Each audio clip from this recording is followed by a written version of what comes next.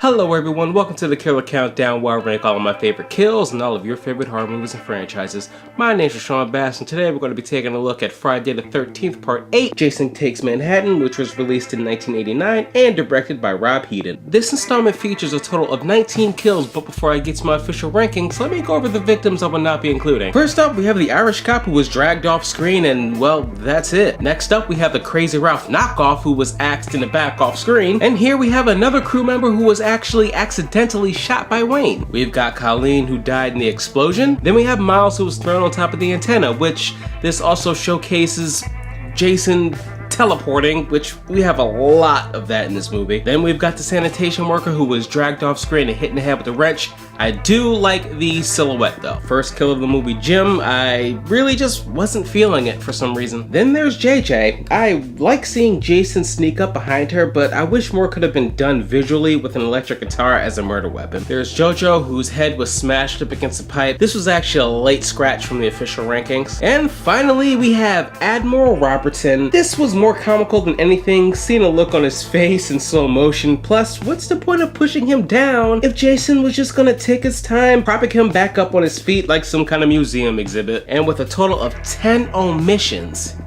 here are my top 9 kills for Jason Takes Manhattan. At number 9 is Jim Carlson, who was harpooned in the back. I like how this was filmed, seeing Jason creep up behind him and all you can hear are the faint sounds of Jim screaming with the rain and thunder drowning it out some. At number 8 is Gangbanger number 2, I think, or Holmes, who was stabbed through the back with a needle, baby.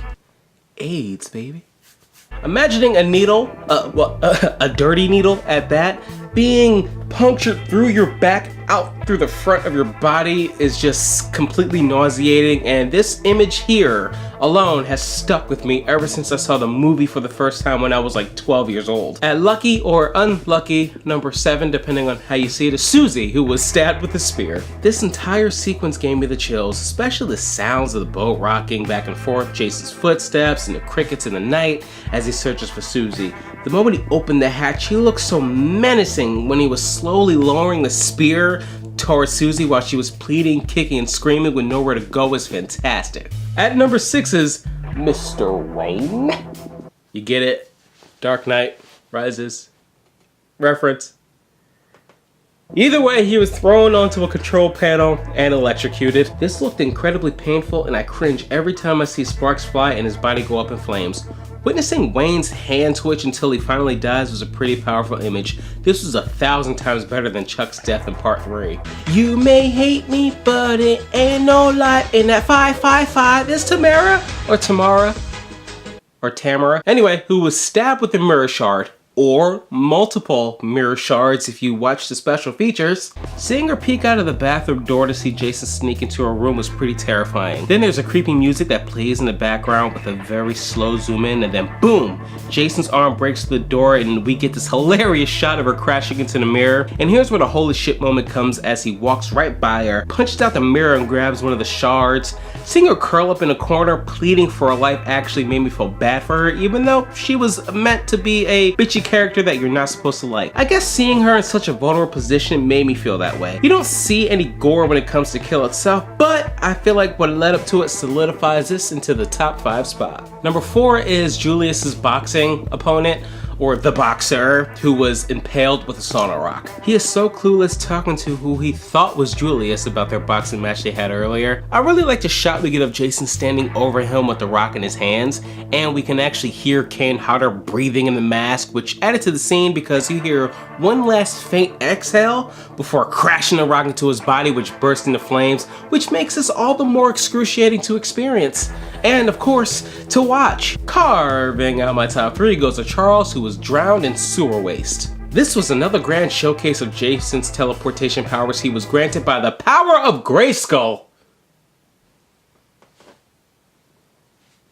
Anyway, Charles runs into the building. Somehow Jason's there to throw him out of the window, but then he's like, oh shit, the last 2 times I threw someone out of a window, they died. Now I'm 2 for 3. but I'm batting 1,000 when dunking people named Charles in a dead rat sewage barrel. Then he walks off like, swag, bitch. And at the number 2 spot, we have Eva, who was strangled to death. You have this really trippy scene on the dance floor. Everywhere she looked, Jason seemed to be there, teleporting of course, and then he manages to get his hands on her.